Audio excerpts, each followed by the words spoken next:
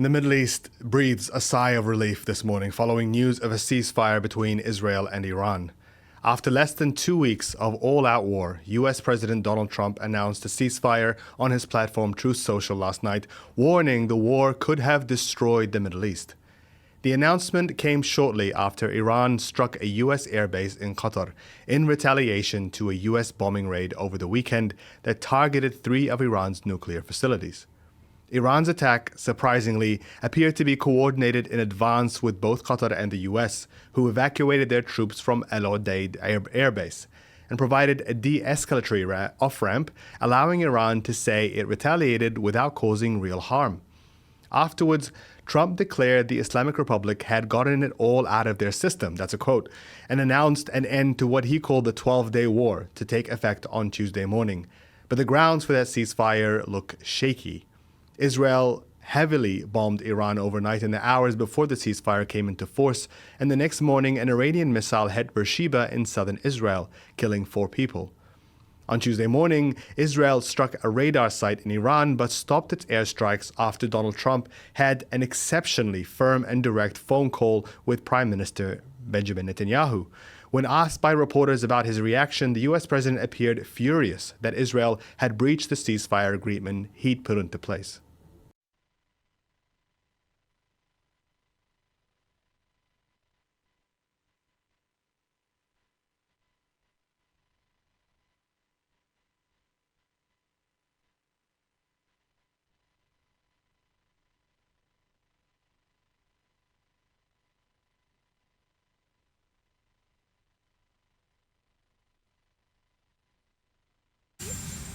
Yeah, I do. They violated it, but Israel violated it too. Are you questioning if Israel was committed? Israel, as soon as we made the deal, they came out and they dropped a load of bombs, the likes of which I've never seen before. The biggest load that we've seen. I'm not happy with Israel. You know, when I say, okay, now you have 12 hours, you don't go out in the first hour and just drop everything you have on them. So I'm not happy with them. I'm not happy with Iran either. But I'm really unhappy if Israel's going out this morning because of one rocket that didn't land, that was shot, perhaps by mistake, that didn't land. I'm not happy about that. You know what, we basically have 2 countries that have been fighting so long and so hard that they don't know what the fuck they're doing. Do you understand that? The US Supreme Court has made it easier for the Trump administration to deport migrants to third countries, countries other than their place of origin. The ruling reverses a previous court order saying migrants must be given a meaningful opportunity to legally challenge deportations based on credible fears of torture or death. But on Monday, the Supreme Court said this infringed on President Trump's executive authority and created an onerous set of procedures for the government. The dissenting liberal judges heavily criticized the decision, saying it was rewarding lawlessness and reflected an abuse of the court's power.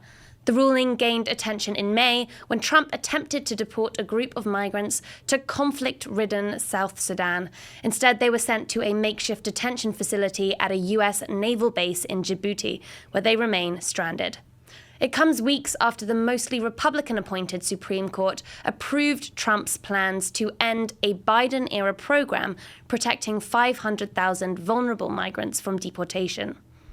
These policies are part of an aggressive push by the Trump administration to increase deportations to 1 million per year, despite warnings this target is unreasonable and incompatible with due process. Israeli forces have opened fire on Palestinians seeking aid, killing at least 50 people and wounding nearly 150 on Tuesday morning. In what has become a repeated pattern, Israeli troops shot at crowds of Palestinians advancing towards aid trucks in search of food and medicine. These killings have become an almost daily occurrence since Israel launched the US-backed Gaza Humanitarian Foundation a month ago.